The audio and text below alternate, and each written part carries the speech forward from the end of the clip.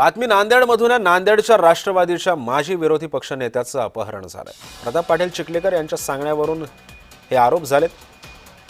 जीवन घोगरे यांनी हे आरोप केले. जीवन घोगरे यांना मारहाण करण्यात आली. मारहाणीमध्ये घोगरेंना गंभीर दुखापत सुद्धा झाल्याचं बोललं जात आहे.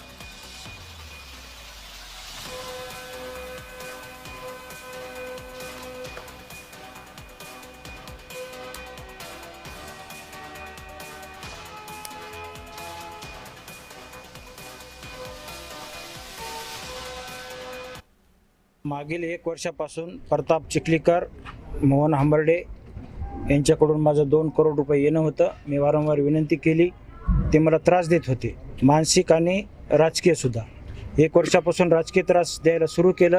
मग मी देवेंद्र फडणवीस साहेबाकडे निवेदन दिलं की माझ्या जीवाला धोका आहे, हे धमकी देतात, जीव मारण्याची धमकी देतो, तुला राजकारणातून संपवितो, बर्बाद करतो, अशा प्रकारची भाषा प्रताप चिखलीकरची होती आणि त्याला सपोर्ट मोहन हंबर्डेचा होता.